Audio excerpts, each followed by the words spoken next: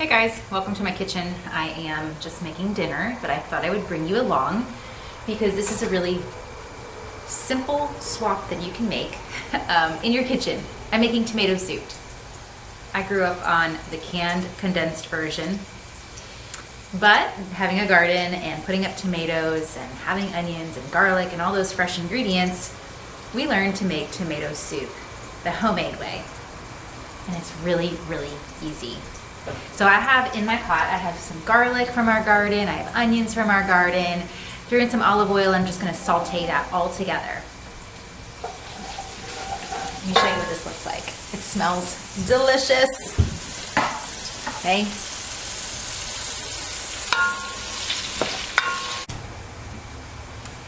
Let's talk about creativity in the kitchen. So often we think that we have to have all the right ingredients, we have to follow a recipe to the T, and also the fact that convenience has really put a dampener on our creativity. I find that the kitchen is like a blank canvas. Creating meals can be so much fun. On the days where I am stressed and I don't have a lot of time, then I don't find it to be fun. And so I think when it comes to homemade meals and cooking from scratch, you have to allow yourself the time. You have to allow yourself the creativity. You have to allow yourself, just the ability to make mistakes. You're gonna have some great meals. You're gonna have some that, the family may not like. You may like it, but the family may not. And from there, you just, you build your recipe, arsenal. You find what people like, you find what your family is drawn to, and your meals are going to be seasonal. And so you're going to, your pantry is going to be filled with different things in different times of the season. So I grew up a child of the 80s. My mom stayed home for quite a bit of time. And then, ooh la la, looks good. And then she got a part-time job.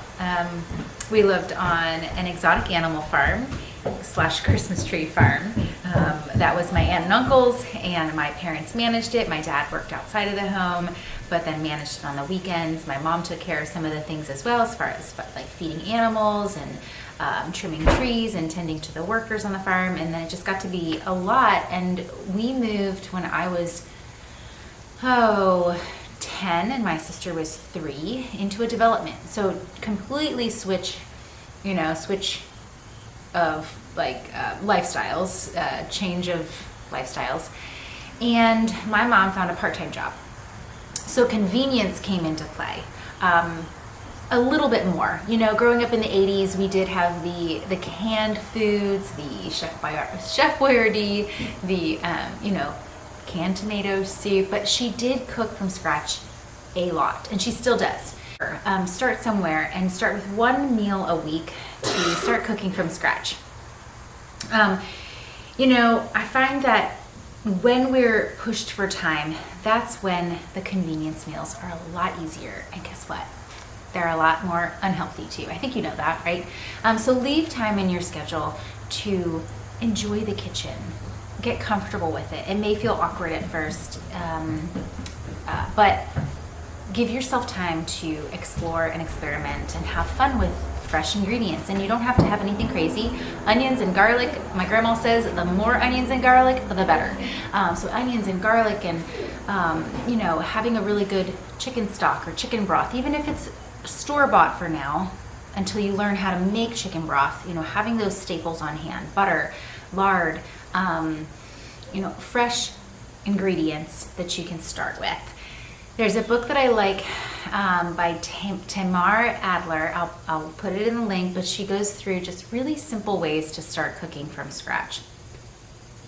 So I learned in the kitchen with my mom and my grandma, even though we did have ramen noodles and canned products. I loved learning. I loved being with her in the kitchen. And then I started working in a restaurant, being a server in a restaurant. And it was a restaurant where the owner was the chef. And so I was constantly asking questions. What is that? What are you doing here? What is clarified butter?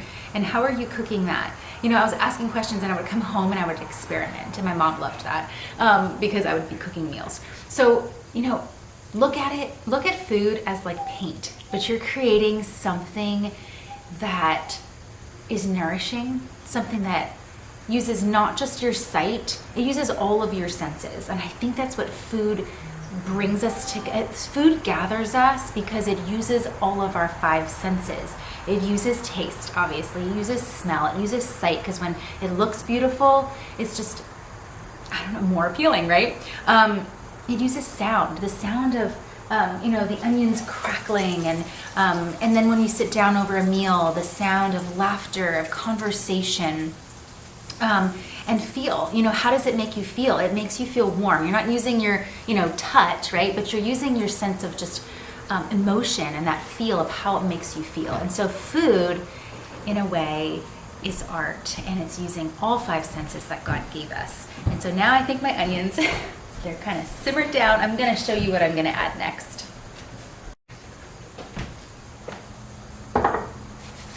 I do not really follow recipes. So if you know me, if you've been to my farm, if you've come to a class, you know I don't follow recipes.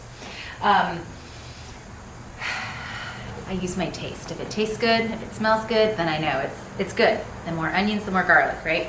So we're going to use, I have 2 medium-sized onions in here, about, I don't know, 6 cloves of garlic, and then I have some tomatoes that I want to use up. They were in the freezer because I froze my tomatoes. I got in the habit of freezing tomatoes because our kitchen is really hot in the summertime, but we started losing freezer space, and so I have a lot more canned tomatoes downstairs, but I had 2 more jars of tomatoes that I wanted to use from the freezer. So these are just some diced stewed tomatoes that I am going to add to this pot.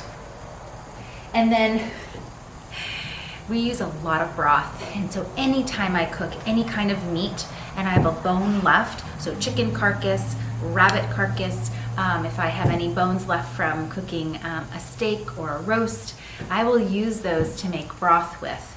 And this just so happens to be rabbit broth, because rabbit is one of the things that we raise here on our farm. And then when we are finished eating the meat, I save the carcass and we make a absolutely amazing broth with rabbit. Would you agree, Sawyer? My daughter's right here. It's one of our favorite broths, and it's one of our favorite meats here on the farm too. It's kind of like a delicacy. We don't eat it often because we don't have a lot of meat rabbits. We have just a few, just to add another variety to the freezer and to our meals.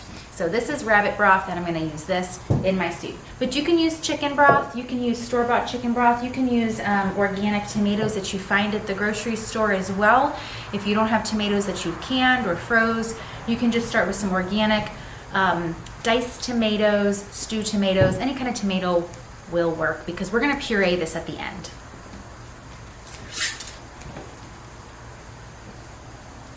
Ooh, that's stuck.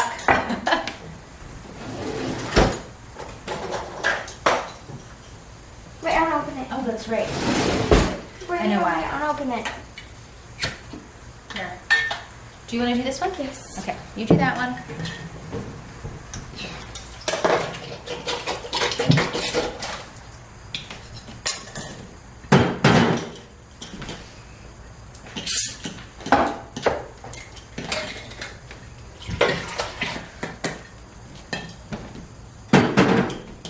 Can you get it?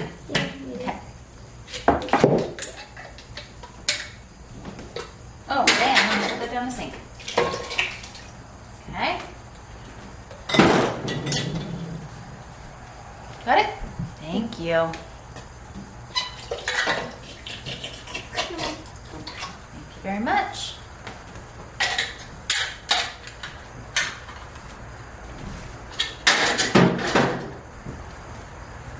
Okay, so I'm just going to let this come to a nice rolling boil, and then I'm going to simmer it for just a couple hours, maybe 2 hours on low, just so it starts to cook down and get a little thick.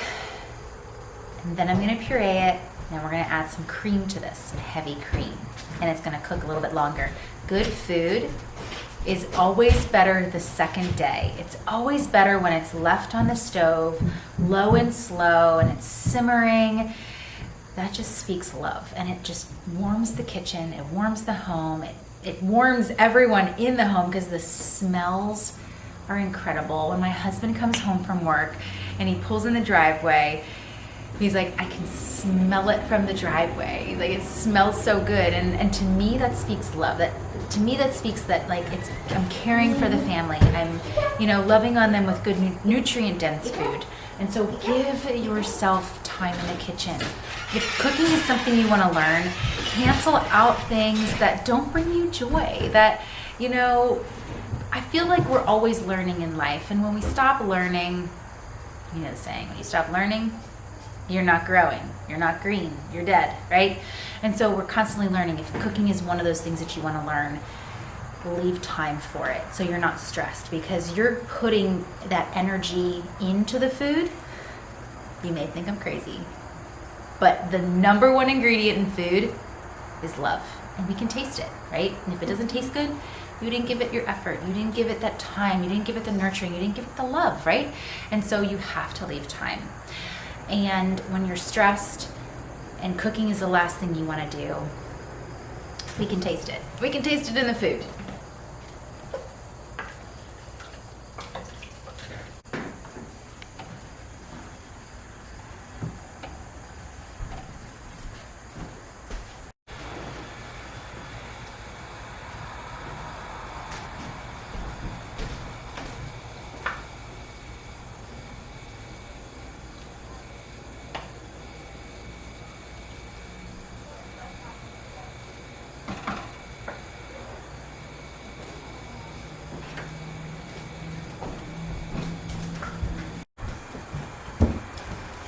This is an immersion blender. If you don't have one of these, get yourself one. It makes soups and canning and pureeing so much easier because you don't have to add everything to a blender and then move it back into the pot. Mine is a Cuisinart.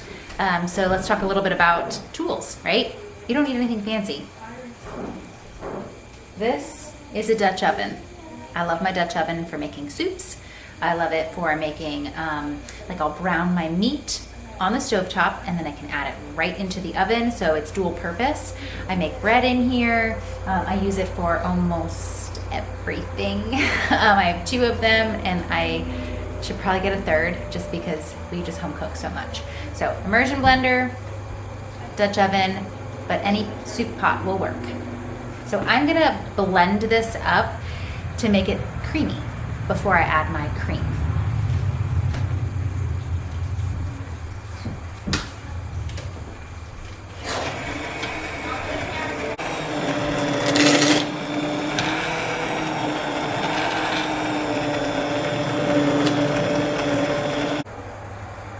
I'm gonna add a little more flavor. I love to make garlic scape pesto with our garlic scapes, basil, walnuts, olive oil, a little salt and pepper. What else do I add there? Oh, cheese. Gotta have the cheese. So I like to use this for so many things in the wintertime, and one of those is adding some flavor to our tomato soup. Not necessary, but if you like flavor, this is good.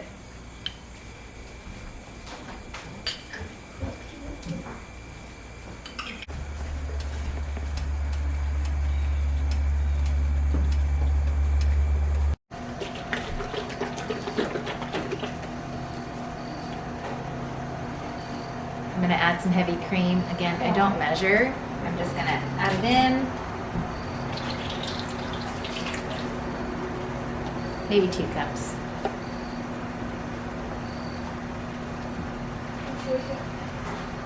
All the kids are like, can we have some? They want some tonight, but it's warm-up night. And they're gonna have warm-ups, we're all gonna have warm-ups, and this is gonna be for tomorrow. Again, soup is better the second day. I hope you guys leave some time for home cooking. Get creative in your kitchens. Don't be afraid to make mistakes. Don't be afraid to use God's produce and fresh ingredients as your paint and your kitchen as your canvas. See you guys next time.